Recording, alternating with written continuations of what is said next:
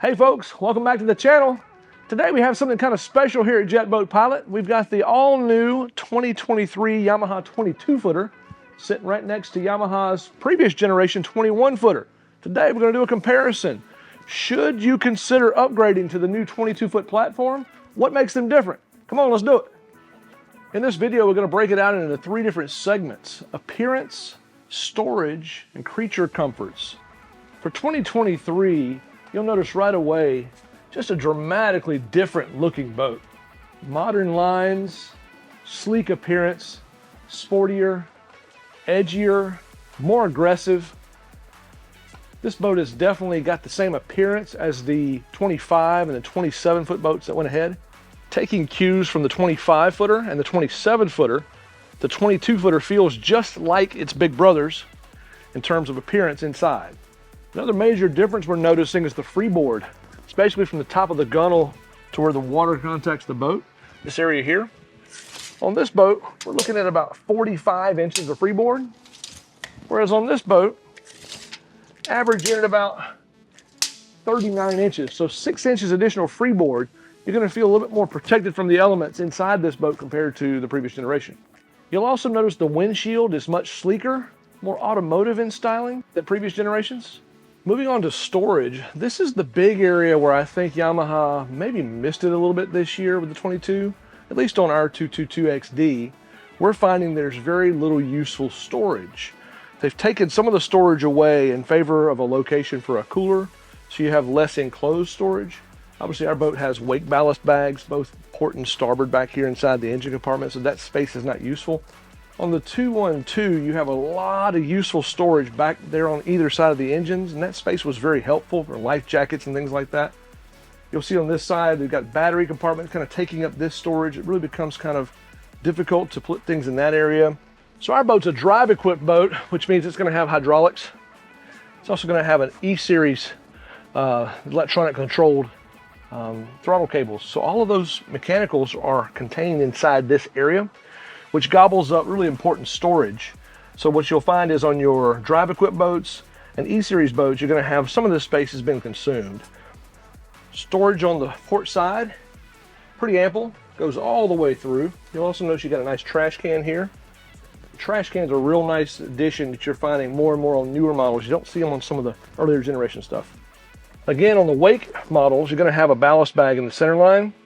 So if you're going to be surfing off and you're going to want to leave the bag in, it does take up some of that room. A lot of people are not really willing to put things on top of the ballast bag. Previous generations, you had a lower swim platform, a step up to an upper swim platform, a step up over the seat back down, and back down again. So it's like a staircase. So a big improvement this year, 2023, is the addition of this central walkway. You do still have a step down. In previous year models, sometimes you would have 2 steps up. So this is really cool. You have one step up, walk through, 1 step down. On the new 22, taking cues from the 25-footer, you have storage built into the seat backs. You won't find that on the 21-footers. 22-footers, you'll notice, have this great big tray back here for wet storage, much broader and much deeper than in previous generations. So you get a plus here on storage. On the 21-footer, we still have the wet storage back here on the swim platform. You'll notice it's not nearly as deep or as wide, making the 22-footer much more utilitarian. Big news for the 22-footer, you get a 70-gallon fuel tank, whereas on the 21s, it was capped at a 50-gallon fuel tank, so you can go farther on the 22. So let's talk creature comforts. Some of the things you're going to find that are unique to the 22-foot line compared to the 21. Right up front, you'll see these little seat cushions here. Was not available ever on any previous 21-footer. Now they are available on the S and higher line. Those cushions are really great. You'll notice going into the boat, seats are beautiful, but they lose the armrest.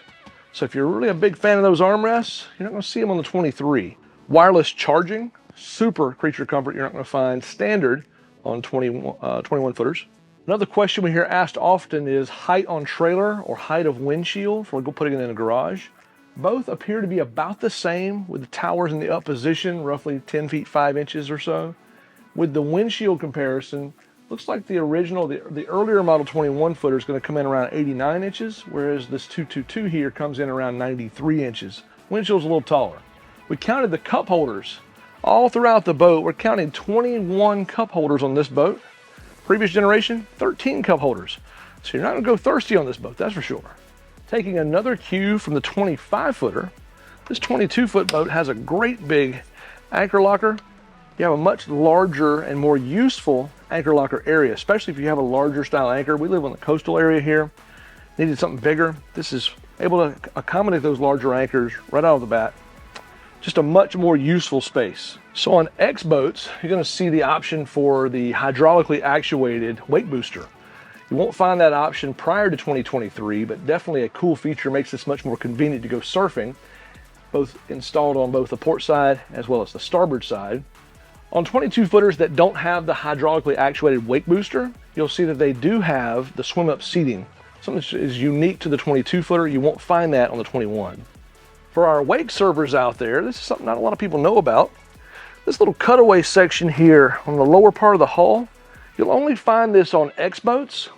This came out with the 25 foot X boats back in 2021. They brought that into production here on the 22 foot X boats.